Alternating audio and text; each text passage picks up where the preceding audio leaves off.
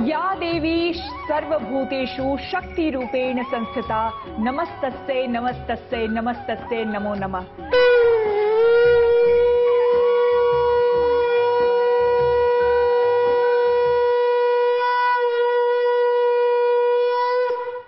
आप सभी को चैत्र नवरात्र की ढेर सारी शुभकामनाएं। मैं हूं श्वेता झा और जीएनटी पर विशेष करके हम लेकर आए हैं चैत्र नवरात्र पर ये विशेष कार्यक्रम, जिसमें आज हमारे साथ मौजूद हैं पंडित राजकुमार शास्त्री जी।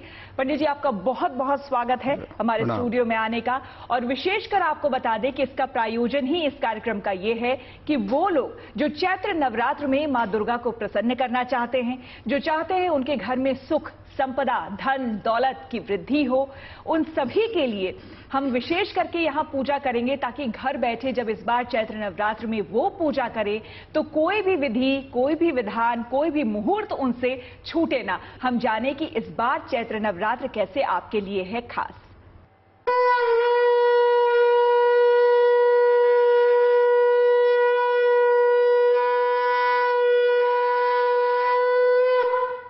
न सिर्फ हमारा बल्कि पूरे विश्व का मंगल हो, इसी कामना से हम कलश स्थापना की शुरुआत करते हैं। क्योंकि सबसे पहले जब आप पूजन के बारे में सोचते हैं, किसी भी पूजा करने के लिए घर में आप सोचते हैं, तो सबसे पहले उसमें कलश स्थापना की जाती है। तो आप पंडित जी से हम जानेंगे कलश स्थापना की विधि और उसके बाद जो पूजन सामग्री इस बार आप चैत्र नवरात्र के लिए अपने घरों में रखें, वो हम जानेंगे। पंडित जी, कलश स्थापना करें।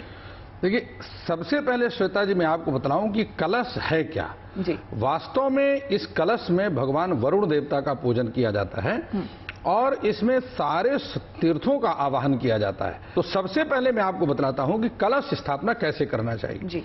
कलश स्थापना की सबसे बड़ी विधि है कि जहां आपने कलश स्थापना करना अपने घर के मंदिर में, वहां पर सबसे पहले उस भूमि को शुद्ध करें, गंगा जल छीट दें अथवा जल में गोबर मिलाकर के गौ के गोबर से उसको लेपन हमारे पास भी है। बिल्कुल, तो ये देखिए, ये गंगा जल है। इस गंगा जल को आप एक पात्र में लेकर के और उस स्थान पर छीट सकते हैं। ओम गंगे च यमुने चैव गोदावरी सरस्वती नर्मदे सिंधु कावेरी जले अस्मिन् सन्निधिं कुरु। ओम विष्णवे नमः विष्णवे नमः ओम विष्णवे नमः। अब वहां पर सबसे पहले आपने इस प्रकार से चौकी बिछानी है जी। चौकी रखनी है, स्थान को शुद्ध करके चौकी रखनी है और चौकी के ऊपर इस प्रकार लाल, पीला अथवा सफेद रंग का वस्त्र बिछा सकते हैं जी। और उस चौकी के ऊपर आपने कलश की स्थापना करनी है और कलश के साथ ही आपको बता दूं, ये जौ हैं। ये आप देखिए कैमरे के माध्यम से, ये जौ हैं, इसमें भगवती का वास होता है नवरात्रों में। और सबसे बड़ी आपको बतला दूं बात कि ये यदि जौ आपके घर के जितने बढ़ते जाएं और जितने शुद्ध देखने में सुंदर निकलें, उतना ही उस घर का भाग्योदय होता है। और यदि ये जौ उगते नहीं हैं या छोटे रह जाते हैं, पीले पड़ जाते हैं, हरियाली नहीं होती है, और वो तब होगा जब इसके ये जो बीज हैं ये साफ नहीं होंगे।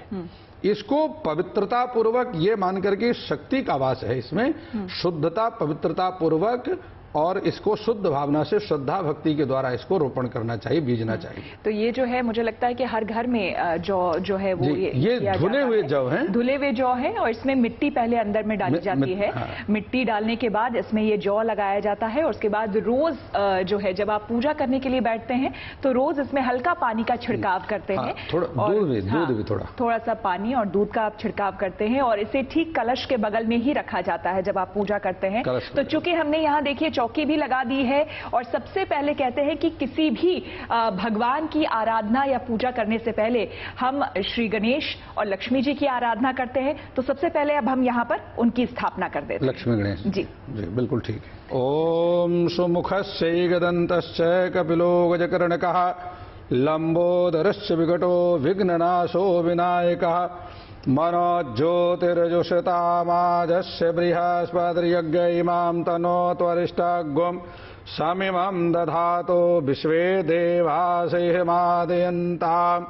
ओम प्रतिष्ठ अस्यै प्राणा प्रतिष्ठन्तु अस्यै प्राणा क्षरन्तु च अस्यै देवात्माचार्य माम हेतुं च कश्चन। ये भगवान की स्थापना का मंत्र है और मंत्र उसे कहते हैं, मंत्र का अर्थ होता है मन्नात् त्रायते इति मंत्रा। जिसका उच्चारण करने से व्यक्ति के शारीरिक और मानसिक रोग नष्ट हो जाते हैं। चूंकि हमने स्थापना कर दी है श्री गणेश और माता लक्ष्मी की, कलश स्थापना भी यहाँ पर हो चुकी है। अब हम पूजन सामग्री के बारे में जान लेते हैं, क्योंकि ये बहुत जरूरी होता है जब आप घर में पूजा करते हैं। कई बार ऐसा होता होगा कि आप फोन करके अपने बुजुर्गों को पूछते होंगे, क्योंकि आजकल लोग अपने काम में इतने व्यस्त रहते हैं कि कई बार वो विधि विधान जो उन्होंने अपने घरों में कभी देखे हैं वो भूल चुके होते हैं। तो बुजुर्गों को फोन करते हैं, उनसे बात करते हैं, जानने की कोशिश करते हैं।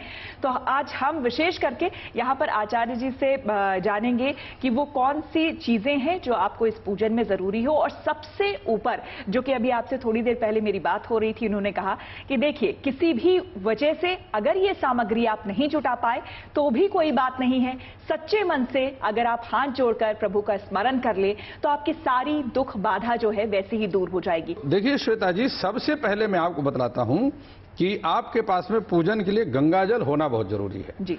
क्योंकि यह गंगा हरति पापानी, गंगा जो है पापों को नष्ट करती है, तो इसलिए गंगा जल आपके पास में होना जरूरी है। उसके बाद आपके जितने पात्र हैं ये धुले हुए होने चाहिए, शुद्ध होने चाहिए। प्रयास करें कि शीशा के और स्टील के बर्तन पूजा में प्रयोग ना करें, तांबे के अथवा कॉपर के बर्तन प्रयोग में करें, ताम्रपात्र अथवा पीतल के बर्तन, तो ये पूजा के लिए श्रेष्ठ है। ये ताम्र पात्र है, कलश है, जो जल है जल पात्र है, इसमें आपने शुद्ध जल रखना है और इसमें थोड़ा सा गंगा जल भी आपको मिला देना है। क्योंकि हम मानते हैं कि गंगा विष्णु गंगा एक बूंद भी कहीं पड़ जाए तो वो शुभ हो जाता है, मंगल, और उससे शुद्ध कुछ नहीं। वैसे तो आपको बतलाऊं, शास्त्रों में लिखा है कि गंगा गंगेत यो ब्रूयात योजना नाम सतैरपि मुच्यते सर्व पापेभ्यो विष्णु लोकम स गच्छति।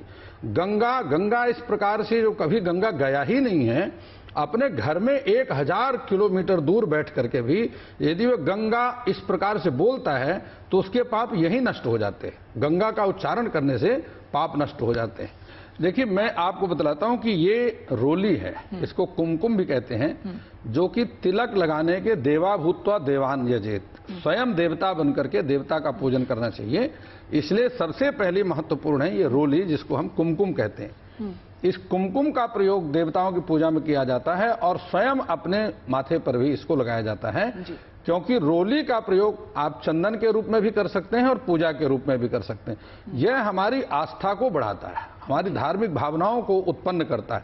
हर व्यक्ति के जिसके माथे पर हमेशा तिलक लगा रहता है वह हमेशा धार्मिक प्रवृत्ति का होता है। श्वेता जी, एक बात मैं आपको बतलाना चाहता हूं कि आस्था तब उत्पन्न होगी जब उसमें संस्कार होंगे। और ये मैं आपके चैनल का धन्यवाद करना चाहता हूं कि आप ये केवल पूजा ही नहीं कर रहे हैं, पूरे विश्व को आप संस्कार दे रहे हैं। जिस माता पिता ने संतान को गाड़ी दे दी, मकान दे दिया, दुकान दे दिया, लेकिन संस्कार नहीं दिया, उस माता पिता ने संतान को कुछ नहीं दिया। लेकिन जिस माता पिता ने संतान को गाड़ी नहीं दी, मकान नहीं दिया, दुकान नहीं दिया, लेकिन संस्कार दे दिया, उस माता पिता ने संतान को सब कुछ दे दिया।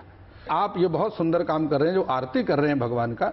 ये भगवान की आरती की जाती है कि जो कुछ भी पूजा में त्रुटि हो गई हो वह सारी त्रुटियों को पूरा कर देती है।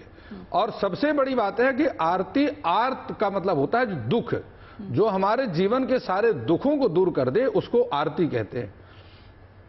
चंद्रमा मनसो जात चक्षो सूर्यो वजायत श्रोत्राद वायुश्च प्राणश्च मुखादग्निरजायत शुभम करोतु कल्याणम आरोग्यम गुण संपदा आत्मज्ञान प्रकाशात् दीप ज्योति नमोस्तुते। दीपम ज्योति परम ध्यानम दीपम ज्योति जनार्दनम दीपो हरतु मे पापम दीप ज्योति नमोस्तुते। साक्षात् दीपम प्रदर्शयामि जलेन शीतलीकरणम पुष्पै देवाभिवंदितम आरोग्यार्थे भारार्तिक्यम प्रतिग्रहणम। अब देखिए, देवी को भोग लगाने के लिए आपको मैं ये पंचमेवा है, जो 5 प्रकार के मेवा से युक्त है। ये पंचमेवा है, भगवती लक्ष्मी को अत्यंत प्रिय है। यदि आप देवी को नवरात्रों में पंचमेवा का भोग लगाते हैं, खीर का भोग लगाते हैं और पंचमेवा से युक्त खीर का भोग लगाते हैं, अन्यथा केवल पंचमेवा का भोग लगाते हैं, तो इससे घर में धन की वृद्धि होती है, व्यापार की वृद्धि होती है। यदि आपका कहीं पैसा रुक गया है, दिया हुआ उधार पैसा, तो वो वापस आना शुरू हो जाता है। तो ये इत्र है, ये इत्र आप लक्ष्मी गणेश जी को चढ़ा दीजिए। ये महामृत्युंजय मंत्र का उच्चारण करके इत्र चढ़ाया जाता है, अभिषेक किया जाता है। इससे शरीर के सभी ज्ञात रोग नष्ट हो जाते हैं, क्योंकि आज का वातावरण ऐसा है कि हर व्यक्ति रोग से घिरा है। तो इत्र का अभिषेक करने से रोगों का नाश होता है। ओम त्र्यंबकम यजामहे सुगंधिम पुष्टिवर्धनम उर्वारुकमिव बंधनान् मृत्योर्मुक्षीयवामृतात् सुगंधी द्रव्यम समर्पयामि अहिरिव भोगैः परे दिवाहुज्जाया हेतिम परिवाधमाना हस्ताग्नो विश्वावयुनान विद्वान पुमान पुमागम संपरिपात विश्वतः सुगंधी द्रव्यम समर्पयामि। और इसके बाद ये ऋतु फल भगवान को अर्पण किए जाते हैं। जो भी ऋतु है, जो ऋतु के फल अनुकूल हैं, वो आप अर्पण कर दीजिए। या फल निर्जाः अफला अपुष्पाः यांश पुष्पणी बृहस्पति प्रसूतास्तानो विच्चतुगम्मसा फलम समर्पयामि। फल अर्पण करने से ही फल की प्राप्ति होती है। इसलिए गीता में भी भगवान कहते हैं कि कर्मण्येवाधिकारस्ते मां फलेषु कदाचन। तो फल की कामना नहीं कर। जब भगवान को आप फल अर्पण करेंगे तो भगवान आपको फल देंगे, लेकिन हमें फल की कामना नहीं करनी। हाँ, हमें फल की कामना नहीं करनी है। हाँ। अब फूल माला लक्ष्मी माता को चढ़ा दीजिए। गणेश भगवान को सबसे पहले गणेश जी का पूजन। माल्यादीनि सुगंधीनि माल्यात्यादीनि हे प्रभो मया हृतानि पुष्पाणि पूजार्थं प्रतिगृहीतां पुष्पमाल्यां समर्पयामि। श्वेता जी, एक मैं आपके चैनल के माध्यम से बतलाना चाहता हूं कि पूजा का सबसे प्रधान अंग है संकल्प। संकल्प के लिए अपने हाथ में चावल पुष्प और जल ये लेना चाहिए। अब देखिए, संकल्प में 3 बार विष्णु विष्णु विष्णु ऐसा उच्चारण करना चाहिए। उसके बाद जिस महीने में चैत्र मास में भगवान वासंती नवरात्र हैं, तो चैत्र मास का उच्चारण करना है। फिर शुक्ल पक्ष बोलना है। फिर प्रतिपदा तिथि, पहली तिथि को प्रतिपदा बोलते हैं, इसलिए प्रतिपदा तिथि और बुधवार, क्योंकि बुधवार को आरंभ हो रहे हैं तो बुधवार का उच्चारण करना है। फिर अपने पिताजी का नाम उच्चारण करना है और एक अपना नाम उच्चारण करना है और इसके बाद अपने गोत्र का नाम उच्चारण करना है, क्योंकि हम ऋषियों की संतान है, ऋषि परंपरा। तो गोत्र का उच्चारण करके जिस भगवान की पूजा 2 प्रकार होती है, सकाम और निष्काम। प्रायः गृहस्थ लोग सकाम पूजा करते हैं, किसी न किसी कामना को लेकर करते हैं। तो जिस कामना को आप पूजा कर रहे हैं, जिस कामना को लेकर के अपने मन की बात भगवान से कहनी है, उसको भगवान के चरणों में अरदास लगाना है। तो जिस कामना को लेकर आप पूजा कर रहे हैं वो बोलना है, भगवान से बोलना है। और उसके बाद उस जो चावल पुष्प जल इत्यादि लिया उसको भगवान के चरणों में अर्पण कर देना है। और ये सारी पूजा करने के बाद सबसे अंत में भगवान की आरती करनी। तो ये आप यहीं पर चढ़ा दीजिए। ओम विष्णुर्विष्णुर्विष्णु श्रीमद्भगवतो महापुरुषस्य विष्णुराज्ञा प्रवर्तमान श्रद्ध श्री ब्राह्मणो वन्यते पारार्धे श्री श्वेत बाराह कल्पे सप्तमे वैवस्वत मनवंतरे अष्टाविंशति में कलियुगे कलिप्रथम चरणे भूर्लोके जम्बू द्वीपे भरतखंडे भारतवर्षे आर्यावर्तैक देशांतर्गते श्रीबौद्धावतारे मर्यादा पुरुषोत्तम भगवान श्री राम राज्ये पिंगल नाम संवत्सरे श्री सूर्य उत्तरायणे राजगुरौ शेषेषु ग्रहेषु यमुनायां पश्चिम तटे नोएडा क्षेत्रांतर्गत टीवी गुड न्यूज टुडे स्थानांतर्गत स्थितेषु सत्सु एवं ग्रह गुण विशेषण विशिष्टायाम अद्य चैत्रमासे शुभे शुक्ल पक्षे प्रतिपदायाम शुभ तिथौ बुधवासरे अपने गोत्र का नाम उच्चारण करें। अमुक गोत्र, जिसको अपना गोत्र मालूम नहीं उसका गोत्र कश्यप गोत्र है, क्योंकि हम सब कश्यप ऋषि की संतान है। इसलिए कश्यप गोत्रोत्पन्ना देव प्रवर मार्धांधनी शाखा अमुक नाम श्वेता झा इति नाम मम सकुटुंबत सपरिवारस्य आयुकर्ता क्षेमकर्ता तुष्टिकर्ता पुष्टिकर्ता धन धान शुभ लाभ स्थैर्य धैर्य आरोग्यता प्राप्त अर्थम चैनल की बहुत वृद्धि हो और पूरे राष्ट्र का कल्याण हो। इस मनोकामना को लेकर के राष्ट्र कल्याण हितार्थाय भगवती जगदम्बा आदिशक्ति पराम्बा जगदम्बा वासंती नवरात्र कलश स्थापन पूजनम कर्म अहम करिष्ये तत्रादौ निर्विघ्नता कार्य सिद्ध्यर्थम गौरी गणपति देवता नाम पूजनम कर्म अहम चा करिष्ये, यहीं पर छोड़ दीजिए। ये संकल्प है। और इसके बाद स्वस्ति वाचन किया जाता है। स्वस्ति वाचन में कल्याण की कामना की जाती है और उसके बाद पुण्याह वाचन किया जाता है। पुण्याह वाचन से होता है कि हमारे जितने भी पूर्व जन्म के बुरे कर्म हैं वो सब नष्ट हो जाएं और हम पुण्यशाली बन जाएं। तो इसलिए पुण्याह वाचन किया जाता है हाथ में, और पवित्री धारण की जाती है। 2 कुशा की पवित्री दाहिने हाथ में और 3 कुशा की पवित्री बाएं हाथ में बना करके पूजा के समय धारण करना चाहिए। और उसके बाद उस पवित्री को आप निकालकर अपने घर में रख सकते हैं। जब भी पूजा करें उसी पवित्री को पुनरपि प्रयोग कर सकते हैं। इसके बाद भगवान का पूजन आप पंचोपचार से अथवा षोडशोपचार से कर सकते हैं। अब इस प्रकार से आप पहले भगवान गणेश जी को 4 बार जल से स्नान करा दें। पहले गणेश जी को, उसके बाद लक्ष्मी माता को। ओम पाद्योर्पाद्यम हस्तयोर आर्घ्यम मुखे आचमनीयम सर्वांगे स्नानीयम जलम समर्पयामि। स्नानान्ते लज्जा निवारणार्थाय वस्त्रम समर्पयामि। परिधास्यै यशोधास्यै दीर्घायुत्वा जरदष्टरश्मि शतम जीवामि शरदा। गले में पहना दीजिए। भगवान पहले गणेश जी को, फिर देवी को। परिधास्यै यशोधास्यै दीर्घायुत्वा जरदष्टरश्मि शतम जीवामि शरदा पुरचित पुरुषाय। अभी संवै से भगवान को वस्त्र अर्पण करने से हम जो भगवान को अर्पण करते हैं भगवान वापस हमको दे देते हैं। तो भगवान को वस्त्र अर्पण करेंगे तो भगवान हमको सुंदर वस्त्र देंगे। और लज्जा निवारणार्थ है, हमारी मान प्रतिष्ठा भगवान को अर्पण करने से, वस्त्र अर्पण करने से मान प्रतिष्ठा सम्मान की वृद्धि होती है। तो इसलिए भगवान को वस्त्र अर्पण किए जाते हैं। आपने स्नान भी करा दिया। ये पंचोपचार पूजन का विधान है। और ये यज्ञोपवीत, देखिए इसको जनेऊ कहते हैं। वैज्ञानिक दृष्टि से भी आप गणेश कलश में स्थापित कर दे।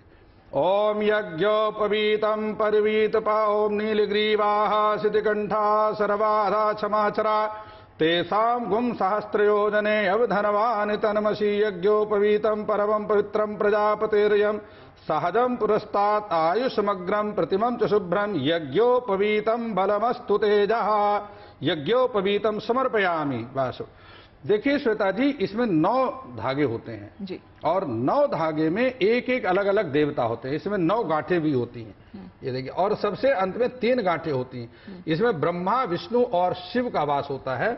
और 9 धागे में 9 अलग अलग देवता होते हैं। अब इसके बाद पंडित जी, अब आरती का भी समय हो रहा है। देखिए एक बात और बताना है कि ये लाल जो धागा है इसको मोली कहते हैं। हाँ। और इसको आध्यात्मिक में इसको रक्षा सूत्र कहते हैं, जो कि पुरुषों के दाहिने हाथ में बांधा जाता है।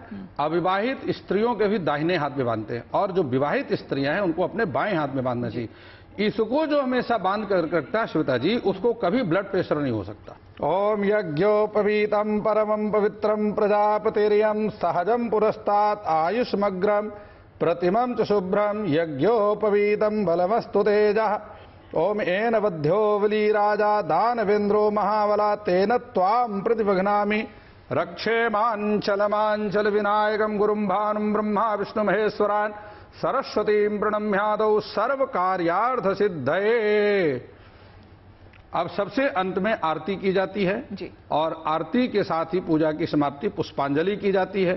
पुष्पांजलि के बाद जो हमसे पूजा में गलतियां हो गई, त्रुटि हो गई, उसके लिए क्षमा याचना की जाती है। और सबसे अंत में भगवान की परिक्रमा की जाती है। शास्त्रों में पुरुषों को दंडवत लेटकर प्रणाम करने का विधान है और स्त्रियों को दंडवत लेटकर प्रणाम नहीं करना चाहिए। उन्हें केवल अपनी साड़ी का आंचल आगे करके भगवान के सामने प्रणाम करना चाहिए। तो ऐसा शास्त्रों में विधान बताया हुआ है। आरती देखिए वैदिक आरती करना चाहिए, जो कि मंत्र से की जाती है। और अनेक प्रकार की आरतियां हैं जो लोग गा करके भी कर सकते हैं, दोनों ही ठीक है।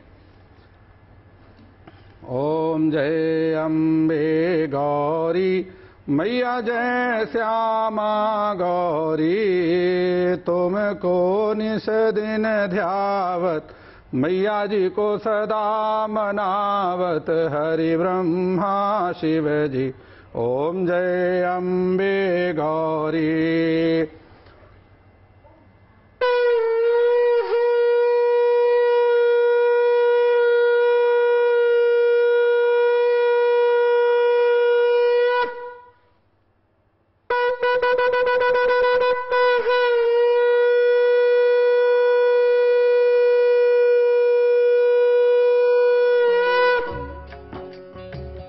तो इसी के साथ यहाँ पर हमारी पूजा संपन्न हुई। उम्मीद है कि आपको हमारे ये खास कार्यक्रम जो हमने विशेष करके जीएनटी के दर्शकों के लिए रखा था वो आपको जरूर पसंद आया होगा। साथ ही साथ चैत्र नवरात्र की एक बार फिर से आपको हमारी और हमारी पूरी टीम की तरफ से बहुत बहुत शुभकामनाएं। बहुत धन्यवाद आपका राजकुमार शास्त्री जी हमारे स्टूडियो में आने के लिए और हमारे दर्शकों को इतनी अमूल्य बातें बताने के लिए। धन्यवाद।